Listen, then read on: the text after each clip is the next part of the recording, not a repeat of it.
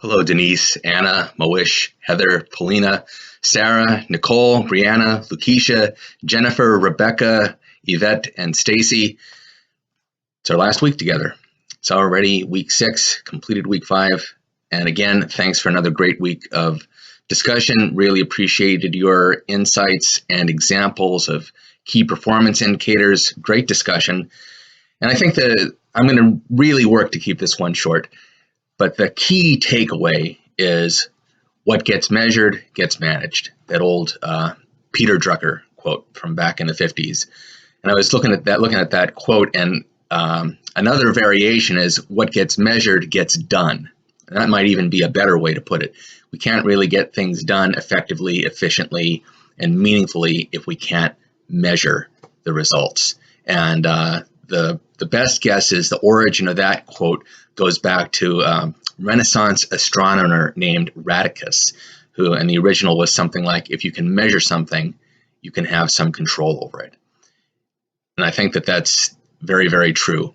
And one of you in your paper on the Baldrige Awards pointed out that one way to look at setting KPIs or setting goals is, again, this old, the old SMART goals acronym. Jen pointed this out. The specific SMART goals: specific, significant; M, measurable, manageable, meaningful; A, achievable, appropriate, attainable; R, relevant, realistic, results oriented; and T, timely, tangible, tractable. That we have to have measures that are rooted in reality, that it's something that we actually can put a number on, that we can put a number on there that makes sense, and that these things are meaningful. We're not just measuring something because we can measure it. We can easily measure how many people come in the door at a shopping center, and maybe that has something to do with performance, but just because it's easily measurable doesn't mean that it's the best thing to measure. Our measurements, what we should be measuring, should be meaningful. It should be specific. How many people coming in the door isn't really specific. It doesn't really tell us a whole lot about what those people are doing, how satisfied they are, if they've been there before. And we need that kind of information if we're going to use a measurement to improve our performance, improve our customer service, make our business better. Because the thing is, too, is just the act of measuring will affect performance. The thing that we choose to measure will have an influence on our employees, on the people that are doing the work. We can actually push employees in the wrong direction simply by trying to measure or measuring the wrong thing. We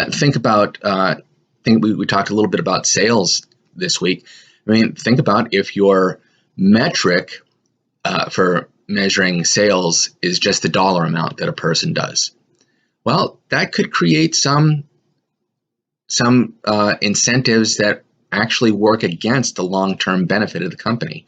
If the goal is just to straight out how many dollars do you sell, that might encourage a salesperson to always go for the bigger ticket item, even if it's not appropriate for that particular customer.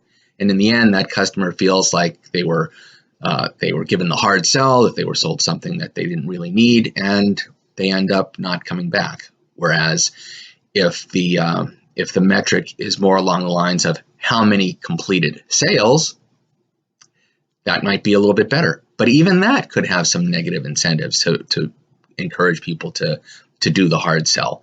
So we need to think about what are the incentives that make sense? What are the measures that help guide the employees and the business in the direction of more customer satisfaction, better service, more profit? I was thinking about this too in terms of gym, a gym membership.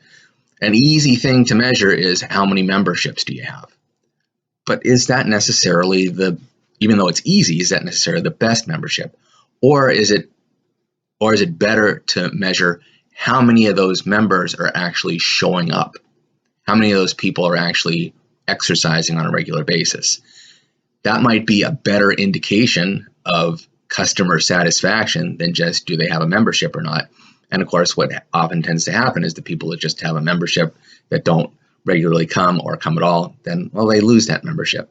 And of course, they're really not going to recommend the place to their friends or colleagues if they never come there.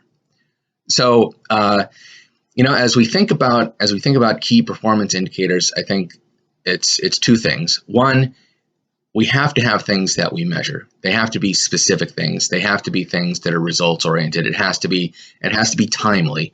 It can't be we're going to measure something that might track in the far distant future, but we need data that's relevant to right now.